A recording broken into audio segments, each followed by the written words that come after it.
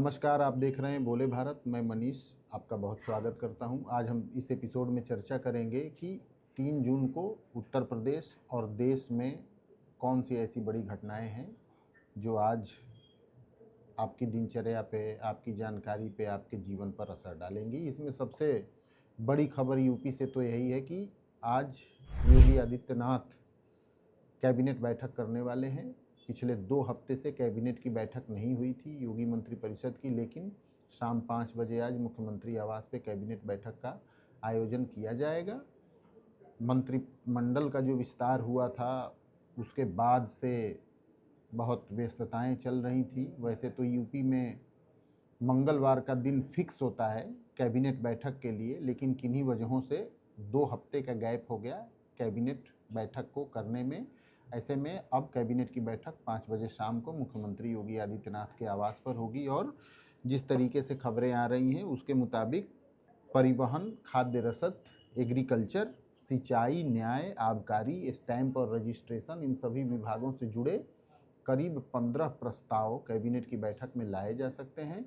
चूँकि चुनावी साल भी शुरू हो गया है और 6 महीने के बाद कभी भी चुनाव की रणभेरी बज सकती है। ऐसे में बड़े लोक लुभावन फैसले हमने पिछली कैबिनेट की बैठकों में देखे हैं। दूसरा एक अहम सीजन इस समय चल रहा है और वो है ट्रांसफ़र सीजन। तो इसको लेकर भी क्या कुछ और नए दिशा निर्देश जारी हो सकते हैं। और एक्साइज को लेकर भी हर साल एक पॉलिसी आती है, वो पॉलिसी इस बार भी आई है। तो ऐसे में उसमें भी क्या कुछ संशोधन हो सकते हैं, नहीं हो सकते हैं, इन सब कयासों का जवाब 5:30-6 बजे के लगभग आपको शाम को मिल जाएगा, जब कोई न कोई कैबिनेट मंत्री कैबिनेट बैठक के बाद इसकी ब्रीफिंग करेंगे। लेकिन ये ज़रूर है कि एक लंबा अंतराल हो गया योगी कैबिनेट की बैठक पे, लेकिन अब 5 बजे शाम को मुख्यमंत्री आवास पर कैबिनेट की बैठक होगी। इसके अलावा इलाहाबाद की भी एक बड़ी खबर है जो इलाहाबाद वासियों के जीवन पर बहुत असर डालेगी। शास्त्री ब्रिज का एक लेन अगले 1.5 महीने के लिए आज से बंद कर दिया जाएगा। इलाहाबाद से हमें जो खबर मिली है उसके मुताबिक मरम्मत काम चल रहा है, मेंटेनेंस चल रहा है शास्त्री पुल का, और इस ब्रिज से बहुत जीवन धारा इसको आप कह सकते हैं इलाहाबाद आने जाने के लिए। लेकिन इसके एक लेन को बंद कर दिया जाएगा, एक लेन से ही ट्रैफिक को गुजारा जाएगा। प्रयागराज पुलिस ने जोर शोर से इसका प्रचार भी किया है जिससे सभी लोगों को इसकी जानकारी मिल जाए। बायां लेन शास्त्री ब्रिज का पूरी तरीके से बंद रहेगा और ये बंदी आज से लेके 15 जुलाई तक, यानी करीब 1.5 महीने ये बंदी रहेगी। तो काफ़ी मुश्किलों का सामना करना पड़ेगा। सबसे खास बात यह है कि दाहिनी लेन जो चलाई जाएगी इस पुल का, उस पर सिर्फ छोटे वाहनों को ही आने जाने की अनुमति होगी। जो बड़े वाहन हैं, कॉमर्शियल वाहन हैं, उनका तो एक तरीके से इन पर भारी कॉमर्शियल वाहनों का आवागमन इस पर प्रतिबंधित ही रहेगा। उसके लिए 15 जुलाई तक के लिए अलग से डाइवर्टेड मार्ग का इंतजाम प्रयागराज पुलिस करेगी, लेकिन काफ़ी इससे दिक्कत हो सकती है। यूपी की अगली खबर की बात करें तो एक परीक्षा भी होने वाली है आज के दिन। वैसे तो आपने परीक्षाओं का ज़्यादातर जिक्र पिछले दिनों पेपर आउट और अव्यवस्थाओं के लिए ही सुना है, लेकिन आज जो परीक्षा होने जा रही है इसमें ऐसी कोई संभावना या आशंका नहीं होती है। स्पोर्ट्स कॉलेजेज में कक्षा 6, कक्षा 9 और कक्षा 11 के बच्चों के एडमिशन के लिए इंट्रेंस टेस्ट होने वाला है। इंट्रेंस टेस्ट का एक तरीके से मेंस होने वाला है। इसमें करीब 2600-2700 बच्चे प्रीलिम्स पास किए थे। उसके बाद यूपी के जो 5 स्पोर्ट्स कॉलेज हैं उनमें सत्र 2026-27 में प्रवेश के लिए ये परीक्षाएं होनी हैं, और जिसमें एथलेटिक्स है, हॉकी है, फुटबॉल है, वॉलीबॉल है, कबड्डी है, तैराकी है, भारोत्तोलन है, बॉक्सिंग है, बैडमिंटन है, इन सब का 4 जून को ट्रायल भी होना है। इसमें बालिका और बालक यानी मेल फीमेल दोनों के लिए परीक्षा आयोजित की जाएगी। 5 और 6 जून को क्रिकेट, जिम्नास्टिक, कुश्ती और जूडो का ट्रायल भी किया जाएगा।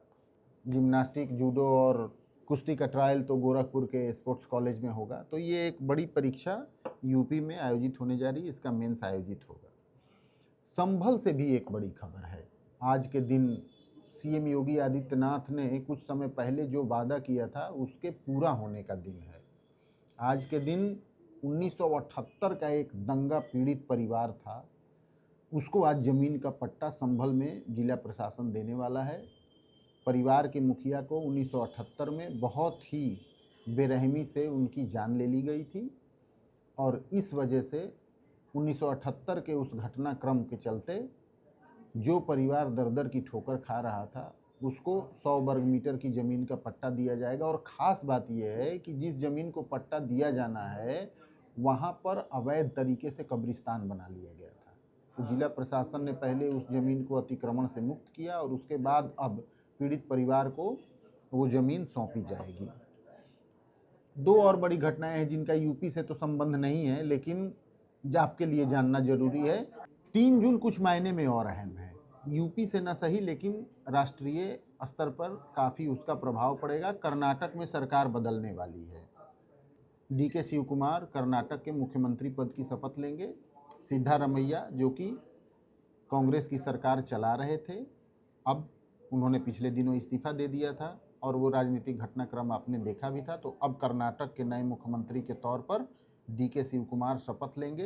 देखना होगा कि उनके साथ कौन कौन से मिनिस्टर्स शपथ लेते हैं और उनकी आगे की क्या प्रणाली रहती है, क्योंकि डीके शिव कुमार एक हेवी वेट पॉलिटिकल लीडर हैं कांग्रेस के और सिद्धारमैया जो कि एक बहुत अनुभवी राजनेता के तौर पर राष्ट्रीय स्तर पर उनकी पहचान रही है, अब उनके हाथ से कमान निकल के डीके शिव कुमार के हाथ में जा रही है। एक इतिहास की भी चर्चा कर लें इस बुलेटिन के आखिर में। और 3 जून वैसे तो जनरली कोई ध्यान नहीं रखता है, क्योंकि इस दिन को कोई राजनीतिक पार्टी ऐसे बहुत ज़ोर ज़ोर से सेलिब्रेट नहीं करती है, लेकिन मैं आपको बता दूं कि 3 जून को भारत और पाकिस्तान के बीच बंटवारे की कहानी लिखी गई थी। इसी दिन ये ऑर्डर पास किया गया था जिसको माउंटबेटन योजना के नाम से जाना जाता है। 3 जून को ही इस बात की घोषणा हुई थी कि हिंदू बाहुल्य जो इलाके हैं वो हिंदुस्तान के नाम से जाने जाएंगे, इंडिया के नाम से जाने जाएंगे, और मुस्लिम बाहुल्य जो इलाका है उसे पाकिस्तान के नाम से जाना जाएगा। दोनों के बीच की सीमा का निर्धारण आज ही के दिन हुआ था। तो 3 जून की तारीख इसलिए भी बहुत अहम है। तो ये सारी घटनाएं आज के दिन संभावित हैं। जैसे जैसे दिन आगे बढ़ेगा, बोले भारत की टीम आपके लिए और तात्कालिक खबरें और विश्लेषण लेकर सामने आएगा। तब तक मनीष को दीजिए इजाज़त। नमस्कार।